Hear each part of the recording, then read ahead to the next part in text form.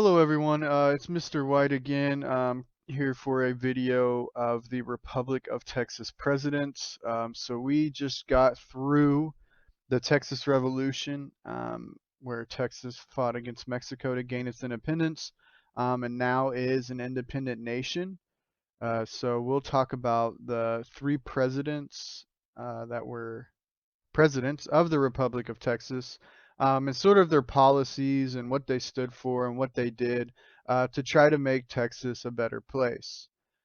So the first person we'll discuss is Sam Houston, who was elected president in 1836, the first president right after we gained our independence from Mexico.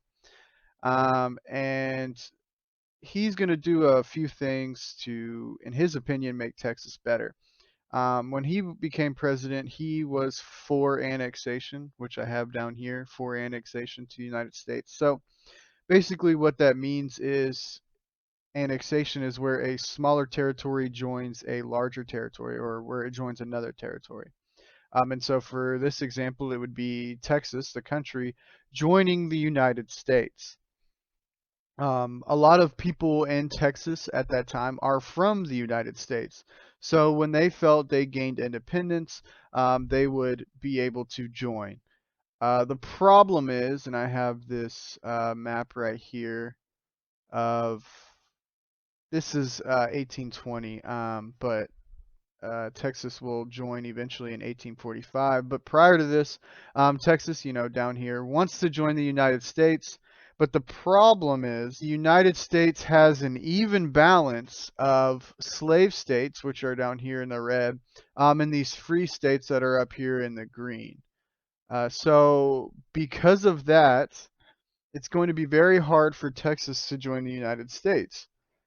The South wants to add Texas, right? Because it'll be another slave state. And if they have another slave state, they will gain an upper hand in the national government. Okay, so they basically could keep slavery for as long as they had that upper hand. The North, of course, didn't want Texas to join as a slave state because the South, again, would have the upper hand in making policies about slavery. At this time, the North and the South of the United States really viewed themselves very differently. They viewed themselves almost as two separate countries, okay, which is going to lead to a lot of problems. This slavery question will lead to a lot of problems, and that's basically how we get the Civil War. Okay, so again, back to the PowerPoint. Um, Again, it's going to be very hard for Texas to be annexed. Okay, so Sam Houston, when he gets the country of Texas, when he gets his presidency, uh, Texas was in a lot of debt. Okay, they owed a lot of money to different countries because they borrowed money to fight the war. Okay, which is what I have right here. So Sam Houston's goal is to limit spending. Um, and mainly he's going to do that through limits the military spending. Okay, so what he does is he uses the Texas Rangers instead, and the Texas Rangers basically supplied themselves. They didn't really use. They used their own rifles, their own horses. Uh, they supplied themselves, so it wasn't much of a military expense for Sam Houston to allow these guys to kind of guard the frontier. Mexico still was not happy that Texas was independent. In fact, they claimed Texas was not independent still, because when Santa Anna signed the treaty, he was a prisoner of war. So Mexico said that is an invalid treaty. So we're not going to acknowledge it. So there's going to be a lot of problems with the Mexican uh, settlers that were, very close to Texas, and Native Americans as well. Some of those Native Americans did not like these white people moving in, essentially, these Americans moving in and basically taking their land. They viewed that that land was theirs, and of course, the white settlers moved in and they viewed the land as theirs because, they paid for it and they have this government paper that says this is my land. All right, so Sam Houston, he's going to try to sell public lands to raise money. and adopt policies based on the Spanish, Mexican, and Southern U.S. models.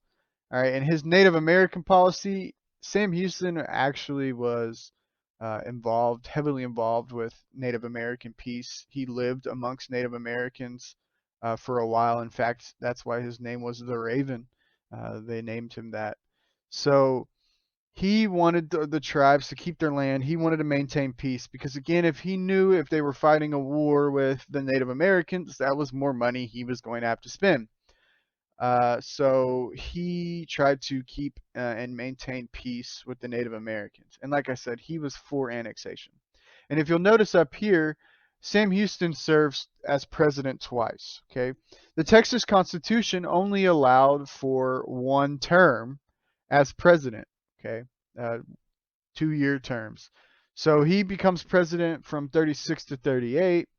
And then there's another guy in the middle. His name is Mirabeau Lamar. We'll learn about him in a second. And then Sam Houston will be again right after Mirabeau Lamar, where he'll serve. And so what you'll find is Mirabeau Lamar, as we move to him, is basically the complete opposite of Sam Houston. Um, his economic policy. He's going to make this new money, which I have a picture of it right here. They're called redbacks, and my family actually still has some redbacks, the actual ones from a very long time ago. It's really cool to look at the detail in the pictures, and they're like hand cut, and you can see they're all jaggedy cut. It's really cool. But he's going to print off a lot of redbacks, and because of this, and they're not backed by anything, they become worthless. Okay, um, and in fact, the government wouldn't even take them for tax payment. So he's going to spend a lot of money on the military. All right, because of his policies towards Mexicans as well as Native Americans, he's going to spend millions on the military. Okay, and in fact, when he inherited the presidency, the Texas debt was 1.4 million, and it's going to rise to 7 million after, when it's all said and done with his 2-year term.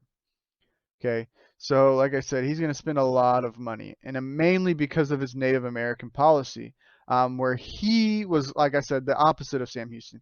He wanted to get rid of all the tribes in Texas, okay, all the Native American tribes in Texas. He did not think they were going to maintain peace, and his goal was to get them out so um, the white settlers could move in. All right, so he is going to actually have his military go in and forcefully remove the Native Americans. And again, if they would not leave, they would have to fight. And then we're going to talk about a few events where his soldiers and the Native Americans fight later in this unit. Okay. Land policy. So he's going to pass the Homestead Act, which protects a family home plus 50 acres of land from seizure due to debt. So if they couldn't pay, these settlers couldn't pay their debt, at least their home and 50 acres of their land is protected. Whoever owned the debt could go in and get, all the acres that they wanted except for the 50 and the home. So this kind of protected families to at least stay in Texas, where they wouldn't have to move. And so that was one good thing he did. He also donated a lot of land to public education. Because of this, he is known as the father of Texas education. So he takes all this land and he donates it to the university systems. Of course, after he set up this land as a staunch Southerner who owned slaves, he did not want, free blacks into his education. It was mainly for white settlers, or only for white settlers. None of the buildings or universities would actually be set up during his time, but he did donate those lands that would eventually become like Texas A&M and M and the University of Texas. Again, on the opposite form of Sam Houston, he is against annexation. So he did not want to be a part of the United States. He felt that because all those people died during the Texas Revolution, that if they were to become a part of the United States, it would all be in vain. Okay, so their death would be pointless. He believes those people fought for Texas to become an independent nation, and that's how it should stay. They should not join the United States. Okay. And again, after his term in 41, Sam Houston becomes president again. And he's going to try basically the same models as he did in his first presidency. Again, trying to get annexed to the United States, trying to save money and get rid of this debt, and maintain peace with the Native Americans. All right, and then we have Anson Jones, and we won't spend a whole lot of time on Anson Jones. He filled in for Sam Houston after his second term, again, because they couldn't be elected 2 terms in a row. You know, the United States, we have presidents that can serve 2 terms, and that's it. These guys could only serve 1 term, and that was it.